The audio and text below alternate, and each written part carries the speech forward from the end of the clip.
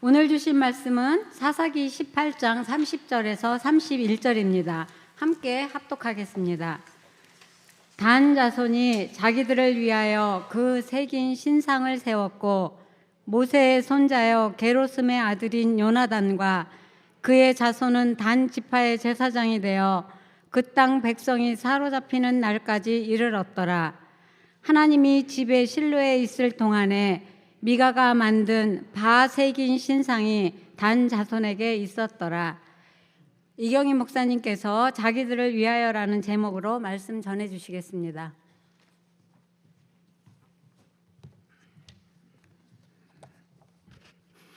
한 주간 평안하셨습니까? 이제 날씨가 제법 쌀쌀해진다고 하는데요. 가을이 참 짧게 지나갈 것 같습니다. 주님 안에서 건강하게 가을을 누리시기를 축원합니다. 사사기 18장은 미가의 신상 사건 이후에 이어지는 내용인데요. 이 단지파가 더 큰 우상 숭배하고 있는 그런 모습을 보여주고 있습니다. 하나님을 위해서 산다고 하지만 하나님을 이용하는 단지파 공동체의 민낯을 낱낱이 보여주고 있습니다. 사사기 뒤로 갈수록 하나님 중심에서 벗어나서 점점 인간 중심적인 그런 모습을 보여준다고 말씀드렸었는데 사사기 18장에 나타난 이 단지파의 이 모습은 바로 인간 중심적인 기복 신앙 공동체의 결정판이라고 할 수 있습니다. 오늘 보면 30절에 단 자손이 자기들을 위하여 그 새긴 신상을 세웠고라고 말씀하고 있듯이 미가라고 하는 한 사람의 집에서 출발한 이 우상 숭배가 자기 방식의 기복 신앙이 단 지파에 의해서 자기들을 위한 그런 기복 신앙의 종교 체계로 이어지고 있는 것입니다. 그들은 하나님을 버린 것이 아니라 하나님을 이용했습니다. 겉으로는 여전히 여호와의 이름을 부르지만 실제로는 하나님을 자기들의 유익의 도구로 삼았습니다. 사사기서 18장 말씀을 통해서 우리가 자기들을 위한 신앙이 어떤 모습이고 그 결과가 어떤지를 보면서 우리 자신과 우리 공동체의 모습을 정직하게 돌아보았으면 합니다. 먼저 단지파가 어떤 지파였는지를 살펴보겠는데요. 단지파는 야곱이 아내 라헬의 몸종 빌하를 통해서 낳은 5번째 아들입니다. 아들의 그 후손들입니다. 그러니까 야곱의 서자의 후손인 셈입니다. 단이라고 하는 말은 심판하다라고 하는 그런 뜻을 담고 있습니다. 창세기 49장에 보면 야곱이 단을 축복하는 내용이 나오는데요. 단 지파가 자기 백성을 뱀이나 독사처럼 간교하고 전략적인 방식으로 심판하게 될 것이라고 예언합니다. 그 예언은 단지파 출신인 삼손이 단지파 출신이었죠. 삼손을 통해서 일부 성취되었다고 볼 수 있을 것입니다. 그리고 신명기 33장 22절을 보면 모세가 단을 축복하는데요. 단은 바산에서 뛰어나오는 사자의 새끼로다라고 했는데 여기서 바산은 요단 동편 북쪽 헤르몬산 북쪽과 갈릴리 북쪽 일대를 가리킵니다. 그렇기 때문에 단 지파가 비록 약한 지파이지만 북쪽까지 세력을 확장할 만큼 그런 용맹함을 가진 지파가 될 것을 예언한 말씀입니다. 이 예언이 과연 이루어지고 있는지 오늘 말씀을 통해 살펴보겠습니다. 1절 말씀을 보면 단지파는 그때에 거주할 기업의 땅을 구하는 중이었고 그때까지 기업을 분배받지 못하였음이라고 말씀하고 있습니다. 마치 단지파가 여호수아 시대 때부터 아예 땅 분배를 받지 못한 것처럼 보여지지만 여호수아 19장 말씀을 보면 여호수아 시대에 이미 유다와 베냐민 지파 그 옆에 서쪽 평야 지대를 땅을 분배받았습니다. 그런데 거할 기업의 땅을 구하러 떠났다고 하는 것은 기업을 분배받지 못해서가 아니라 받은 기업을 차지하지 못했기 때문입니다. 물론 핑계거리는 있습니다. 사사기 1장 34절 35절 말씀에 보면 아모리 족속이 단 자손을 산지에 몰아넣고 골짜기에 내려오기를 용납하지 아니하였다라고 말씀하고 있습니다. 단 지파가 분배받은 땅을 차지하지 못한 것은 바로 북쪽에 있는 아모리 족속이 버텼기 때문에, 또 남쪽에는 블레셋이 강한 그런 군대로 무장하고 있었기 때문에 정복하지 못했다라고 핑계할 수 있을 것입니다. 핑계 없는 무덤이 없다는 말이 있지 않습니까? 저는 핑계병이야말로 인간의 죄성을 아주 그대로 드러나는 모습이라고 생각합니다. 인간의 죄성 중에 하나가 핑계병입니다. 하나님의 뜻에 어긋나는 명백한 불순종을 자기가 저질러 놓고도 상대방 때문에, 아무개 때문에, 오죽하면 그렇겠냐, 그렇게 했겠냐. 이 핑계대는 모습이 바로 우리의 죄성을 그대로 드러내고 있는 것입니다. 그 죄성을 인정하고 회개하는 것이 마땅한 태도인 것입니다. 2절 말씀 보면 단 자손은요, 정복하기 힘든 이 분배받은 땅을 포기하고 정복하기에 만만한 새로운 땅을 찾기 위해서 5명의 정탐꾼을 보냅니다. 여기서 용맹스러운 5명의 정탐꾼 표현하는데, 용맹스러운 자라고 하는 것은 단순한 싸움꾼이 아닙니다. 지혜롭고 실천력 있는 그런 지도자를 의미합니다. 모세가 12명의 정탐꾼을 보낸 것에 비하면, 이스라엘 전체를 대표해서 12명에 비하면 5명이 적어 보이지만 단일 지파로서 5명을 보냈다고 하는 것은 결코 적지 않은 숫자입니다. 지파의 이 생존의 문제가 걸린 이 문제를, 당면한 문제를 해결하기 위해서 어렵더라도 하나님의 말씀에 순종함으로 극복을 했어야 되는데, 정면 돌파하지 않고 오히려 능력 있는 인간적인 지도자, 정탐꾼들을 동원해서 그 문제를 해결하려고 하는 쉬운 길을 도모하고 있는 것입니다. 우리 역시 살아가면서 현실적인 여러 가지 당면한 문제들을 만날 때 그 문제를 해결하는 과정에서 하나님의 뜻을 먼저 묻고 그 뜻에 순종하는, 하나님을 의지해서 하나님이 주신 능력으로 그 뜻에 순종하지 않으면 반드시 인간적인 방법과 대안을 찾고 그 인간의 능력에 의해서 무난해 보이는 길을 찾기 마련입니다. 5명의 정탐꾼들은요, 에브라임 산지 가는 그 길목에 있는 이 미가의 집에 유숙하면서 레위 청년에게 누가 오게 했고 여기서 무슨 일을 하고 있으며 네가 받는 보상이 무엇인지를 꼬치꼬치 묻습니다. 그런데요, 4절 말씀을 보면 이 레위 청년이 뭐라고 대답하냐면 자신이 고용된 제사장이라고 밝힙니다. 이 고용이라고 하는 이 단어는 노동의 대가를 주고 일을 시키는 그런 단순한 중립적인 그런 의미지만은, 성경에서 이 고용이라고 하는 단어를 쓸 때는 거래나 어떤 이익 관계 차원에서 이루어지는 것을 나타날 때 쓰는 그런 부정적인 의미로 사용되었습니다. 그렇기 때문에 레위 청년이 자신이 바로 미가에 의해서 고용된 제사장이라고 밝혔다고 하는 것은 자기 자신이 레위인으로서의 그 정체성을 갖지 않고 하나님의 종이라고 하는 그런 정체성보다는 바로 사람의 종이라고 하는 그 정체성을 보여주고 있는 것입니다. 5절 6절 말씀 보면은 정탐꾼들은 이와 같은 이 레위 청년의 정체성에 대해서 의문을 제기하거나 이상하게 여기지 않습니다.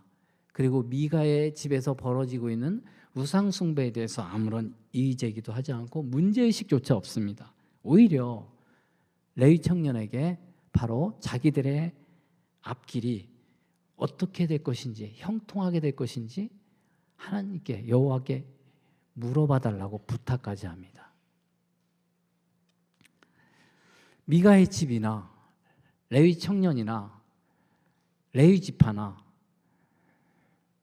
그 당시에 영적인 이런 타락에 대해서 전혀 분별력 없이 행하고 있는 미신적 이런 기복신앙이 난무하고 있는 그런 모습을 보여주고 있는 것입니다.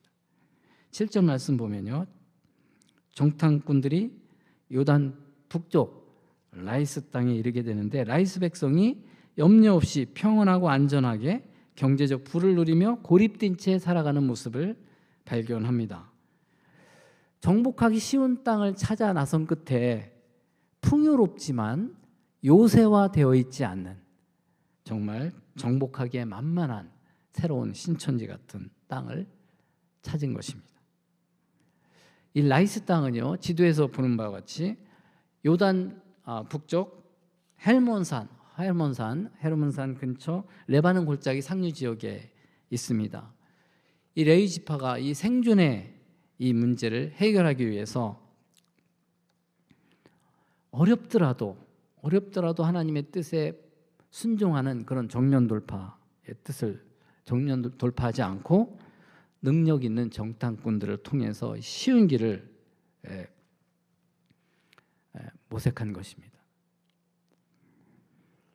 우리가 살아가면서 당면하는 여러 가지 어려움들, 당면한 문제들을 만날 수가 있습니다. 그런데 그 과정에서 하나님의 뜻을 묻고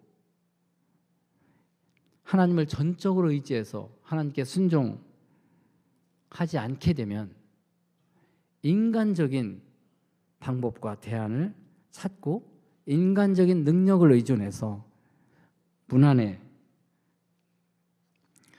보이는 길을 찾기 마련인데요. 그런데 결국 발견하고 나서 레위 청년이 얼마나 기뻐했을까 상상해 봅니다. 이제서야 하나님이 예비하신 땅을 발견했구나. 할렐루야. 외치지 않았겠습니까? 그리고 정탐하고 돌아와서 신나게 보고합니다. 9절 10절 말씀을 보면 정탐꾼들의 보고가 이 관점, 그 땅을 본즉 매우 좋더라.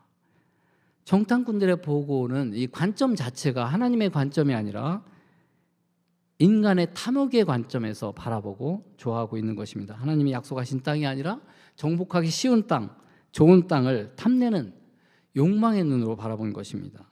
그들의 판단 기준 안에는 하나님의 언약이나 약속의 땅이나 신앙적인 이런 사명, 이런 것들이 전혀 들어가 있지 않습니다. 그럼에도 불구하고 이 정탐꾼들은 하나님이 그 땅을 너희 손에 넘겨주셨느니라고 말합니다. 하나님께서 직접 그렇게 말씀하신 적이 없습니다. 겉으로 보기에는 이 정탐꾼들이 아주 긍정적인 확신에 차서 이 믿음의 행동을 촉구합니다만, 실제로는 가짜 제사장의 거짓된 축복을 믿고 확신에 차서 잘못된 행동을 촉구하고 있는 것입니다. 이 모습은 우리에게도 큰 경종을 울리고 있는 것입니다. 레위 청년과 같은 그런 목회자의 위치에 있는 사람뿐만 아니라 이 5 정탐꾼과 같은 그런 공동체의 의사결정의 결정권을 갖고 있는 이 선별된 사람들이 철저히 하나님의 말씀의 기준을 가지고 판단하고 확신하고 말하고 행하지 않으면, 바로 인간적인 관점에서 말하고 교인들의 행동을 촉구하고 있다면, 아무리 겉으로는 하나님의 말씀을 앞세운다 할지라도 그것은, 심지어 좋은 말을 하고 샬롬을 외친다 하더라도 그것은 거짓 평안에 불과할 수 있는 것입니다. 정탐꾼들의 이 보고를 듣고 동기부여받은 이 단지파가 결국 행동에 옮깁니다. 결단하고 행동을 하는데요. 북쪽 라이스로 진군하기 위해서 600명의 군대를 조직하고 기럇 여아림이라고 하는 지역에 임시로 진을 칩니다. 그리고 전에 미가의 집을 방문했던 그 5명의 정탐꾼이 이번에는 600명의 군사를 거느리고 미가의 집을 다시 방문해서 강제로, 방문한 목적은 강제로 신상과 에봇과 드라빔을 가져가려고 합니다. 그뿐만이 아닙니다. 근데요, 미가 집에 있는 레이 청년까지 데려가려고 하는데 레이 청년이 이에 대해서 어떻게 반응하는지를 주목해 볼 필요가 있는데 18절 말씀을 보면 레이 청년이 너희가 무엇을 하느냐, 이 말이 이게 무슨 짓 하는 겁니까? 하나님이 두렵지 않습니까? 라고 정말 적극적으로 항의하는 것이 아니라 단순히 지금 뭐 하고 있는 거죠? 라고 단순한 항의 차원, 단순히 놀랬다고 하는 그런 표현입니다. 레이 청년이 하나님을 두려워하기보다는 바로 이 병사들, 600명의 병사들을, 사람을 더 두려워하는 모습을 보이고 있습니다. 5명의 정탐꾼이 바로 레이 청년에게 달콤한 제안을 합니다. 19절 말씀을 보면 정탐꾼들이 우리의 아버지와 제사장이 되라 이렇게 제안하고 있는데, 이 말 어디서 많이 듣던 제안 아닙니까? 미가가 레위 청년에게 나를 위하여 아버지와 제사장이 되라고 제안했던 똑같은 말입니다. 단지 우리를 위하여 아버지와 제사장이 되어달라고 얘기합니다. 단지파 역시 자기들을 위한, 자기들이 세운 신당을 정당화할 만한 영적인 권위가 필요했던 것입니다. 단지파는 개인의 이 우상 숭배를 이제 집단적인 제도화로 확장하려고 하고 있는 것입니다.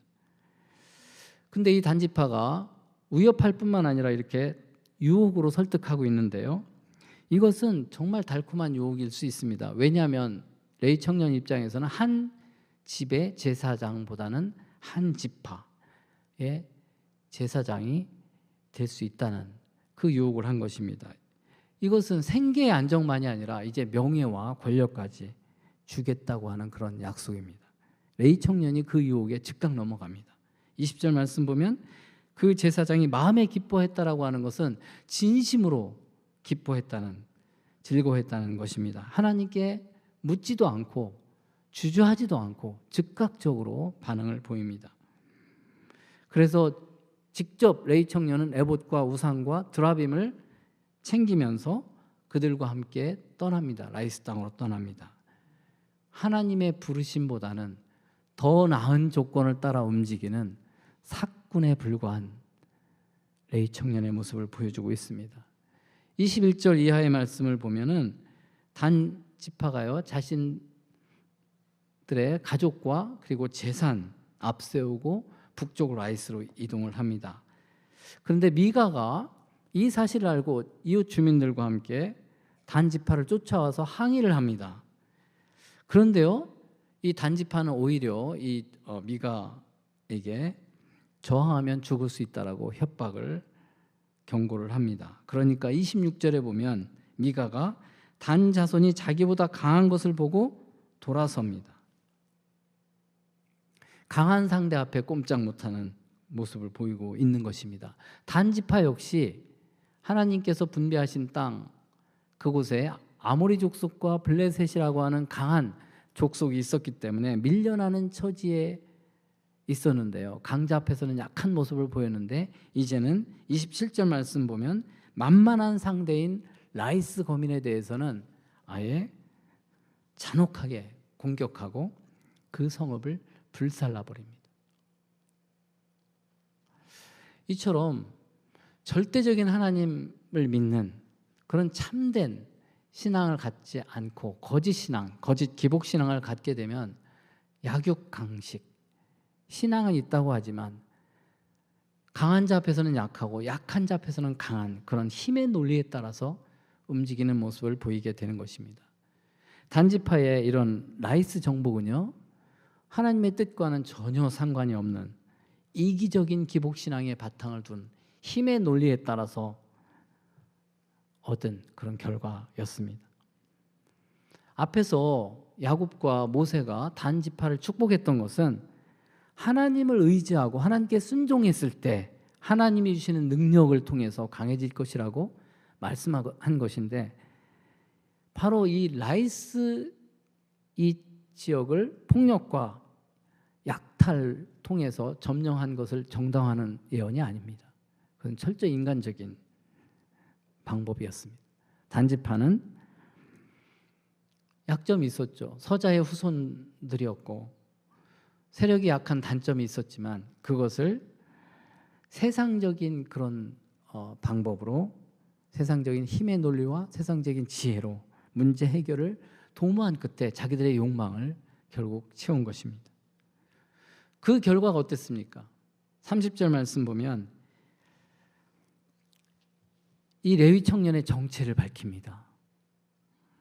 미가의 집의 제사장이었다가 단 지파의 제사장이 되었던 이 레위 청년의 정체를 미가의 단 지파의 사건의 이 말미 부분에 모세의 손자요 게르솜의 아들인 요나단이라고 밝힙니다. 왜 이렇게 밝혔을까요? 게르솜은 모세의 장남입니다. 모세는 레위 지파였긴 하지만은 제사장은 레위 계열 중에서도 아론의 계열에게만 제사장의 직분이 주어졌는데 지금 레위 청년이 모세의 장남인 게르솜의 아들이었다는 모세의 손자였다는 사실은 이 레위 청년은 제사장의 자격도 없는 율법적으로는 제사장 자격 없는 그런 불법을 행했던 사람이라는 것을 고발하고 있는 것입니다. 레위 청년을 레위 지파 사건의 이 말미 부분에 이렇게 모세의 손자라고 그 정체를 드러내고 있는 것은 그 당시 이스라엘 백성들의 가장 중심에 서서 그들을 바르게 지도해야 될 레위인들의 타락을 보여주고 있는데 그 중에서 특별히 모세의 가문조차 심각하게 타락하고 있다는 사실을 보여주고 있습니다. 사랑하는 여러분, 경건은 자동으로 상속되지 않습니다. 설사 자신이 신앙의 명문 가문에 속했다든지 정통교단이라든지 아니면 모델교회, 사랑의 교회 같은 모델교회에 한때 속했었다 하더라도 그리스도의 몸된 교회의 거룩한 모습으로 끊임없이 변화하고 성장하지 않으면 변질되어서 타락할 수 있는 것입니다. 오히려 과거의 그런 신앙에 대한 자부심이 오히려 독이 돼서 도그마티즘에 빠지거나 형식주의나 그리고 권위주의나 기복신앙의 덫에 빠질 수 있습니다. 그럼에도 불구하고 우리는 하나님을 누구보다도 잘 섬기고 있다라고 착각하는 오류를 얼마든지 범할 수가 있는 것입니다. 단지파가 폭력으로 차지한 그 단성읍 이 라이스는요, 훗날에 열왕기상 12장 28절 29절 말씀 보면 이스라엘 우상 숭배의 중심지가 됩니다. 북이스라엘 왕 여로보암이 북이스라엘 백성들이 예루살렘에 가서 예배 드리는 것을 막기 위해서 금송아지 2개를 만들어서 하나는 베델에 하나는 단에 이 라이스 땅에 둔 사건이 나오는데요. 여로보암 이 왕이 자기 북이스라엘 백성들이 그들의 마음이 예루살렘에 가서 예배드리면 마음이 그 당시 르호보암에게 다윗 왕조인 르호보암에게 마음이 빼앗길까 봐 두려워서 바로 단에 베델뿐만 아니라 단에 우상을 두고 섬기도록 했습니다. 그것은 자기 권력을 위해서 신앙을 이용한 그런 대표적인 그런 모델이 되지 못한 북이스라엘 우상 숭배의 그런 대표적인 왕의 모습을 보여주고 있습니다. 이 단 지역이 그런 지역으로 점점 발전했다는 것입니다. 30절 말씀 보면 다시 보시면 단지파의 우상 숭배가 그 땅 백성이 사로잡히는 날까지라고 말씀하고 있는데요. 그 땅 백성이 사로잡히는 날이 언제입니까? 아수르에 의해서 북이스라엘이 멸망할 때까지 말합니다. 마가의 집에서 시작된 이 우상 숭배가 단지파로 확대되고 나중에는 북이스라엘 전체의 우상 숭배로 확대되는, 그래서 하나님이 심판할 때까지 그 우상 숭배가 멈추지 않았다고 하는 것을 보여주고 있는 것입니다. 그리고 오늘 본문 31절 마지막 구절 다시 한번 같이 읽겠습니다. 하나님의 집이 실로에 있을 동안에 미가가 만든 바 새긴 신상이 단 자손에게 있었더라. 하나님의 집이 실로에 있을 동안, 이것은 언약궤와 성막이 있는 그 실로가 성막이 실로에 있었음에도 불구하고 바로 여호수아 이후부터 사무엘 초기까지 약 300년 동안 바로 하나님의 임재와 법도를 상징하는 이런 성막을 실로에 있는 성막을 단지파가 완전히 무시하고 자기 소견에 옳은 대로 자기들을 위해서 하나님 없는 그런 기복신앙의 체계 속에서 참으로 부끄러운 그런 불신앙 공동체의 모델이 되었다라고 하는 것을 고발하고 있는 것입니다. 사랑하는 성도 여러분, 우리가 단지파처럼 하나님께서 주신 이 기업을 차지하지 못하고 버리고 하나님의 법들을 무시함으로써 하나님의 이름을 앞세우고는 있지만은 힘의 논리로 세상적인 방법으로 그것을 하나님이 주신 복이라고 여기고 있다면 그것은 기복신앙의 체계 속에 살아가고 있는 것입니다. 교회는 하나님께 기업을 상속받은 공동체입니다. 성경이 말하는 믿는 자들의 이 기업이라고 하는 것은 하나님 자신이라고 말씀합니다. 그리고 그 기업은 우리가 그리스도를 믿음으로 말미암아 장차 영원한 하나님 나라에서 온전하게 누릴 그 기업의 보증금으로 성령을 주셨는데 그 성령을 통해서 누리는 그 모든 것들이 하나님이 우리에게 주신 그 기업입니다.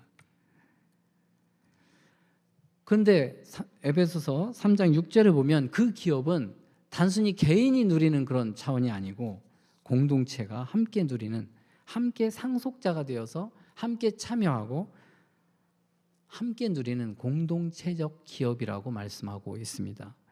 에베소 3장 6절 말씀도 같이 읽겠습니다. 이는 이방인들이 복음으로 말미암아 그리스도 예수 안에서 함께 상속자가 되고 함께 지체가 되고 함께 약속에 참여하는 자가 됨이라.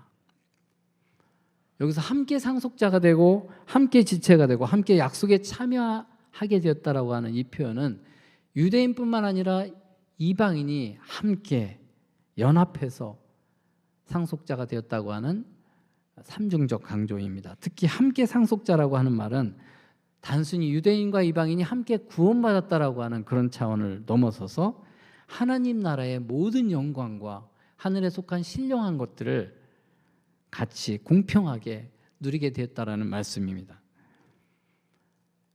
그 상속자는 책임이 따르는데, 그 상속자들에게는 책임이 따르는데 그것은 그 당시에는 유대인이나 이방인, 남자와 여자, 자유인과 종, 이런 장벽, 오늘날의 어떠한 장벽, 그 외에 어떠한 장벽과 차별, 그런 것을 무너뜨리고 장벽과 차별이 없는, 그래서 함께 은혜를 누리는 공동체의 일원으로서 서로를 동등하게 여기고 존중히 여기는 그런 은혜의 공동체, 그 은혜를 함께 나누는 그런 공동체의 삶을 살아야 된다고 말씀하고 있는 것입니다.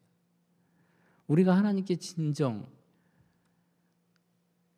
기업을 받은 자라면 마땅히 이러한 공동체적인 그런 기업을 함께 나누며 누리는 삶을 살아야 되는 것이 마땅한 것입니다. 이런 공동체야말로 자기들을 위한 공동체가 아니라 정말 하나님의 영광을 위한, 하나님을 영화롭게 하는, 하나님을 위한 그런 공동체가 되는 것입니다. 우리 갱신 공동체가 바로 이와 같은 복된 공동체로 거듭나기를 간절히 축원합니다. 기도하겠습니다. 자비로우신 주님, 우리 안에 단지파처럼 하나님의 이름을 앞세우면서도 실상은 우리 자신을 위해 하나님을 이용하는 그런 교만과 불순종의 모습이 있지 않은지 정직하게 돌아보고 회개의 영을 부어주시기를 원합니다. 우리로 하여금 인간적인 계산과 세상의 힘을 의지하는 길을 버리게 하시고 비록 좁고 험한 길이라 할지라도 주님의 뜻에 순종하는 그런 믿음의 길로 인도하여 주시기를 원합니다. 주님 없는 거짓 평안에 속지 않게 하시고 오직 말씀과 성령 안에서 참된 평안과 기쁨을 누리며 함께 나누게 하여 주시기를 원합니다. 우리 갱신 공동체가 자기들 위한 공동체가 아니라 하나님을 위한 거룩한 공동체로 온전히 세워지게 하여 주시옵소서. 그리스도 안에서 함께 상속자가 된 우리 모두가 서로를 존중하고 사랑으로 하나 되어서 하나님 나라의 기업을 함께 나누고 누리는 은혜의 공동체로 변화시켜 주시옵소서. 예수님의 이름으로 기도합나이다.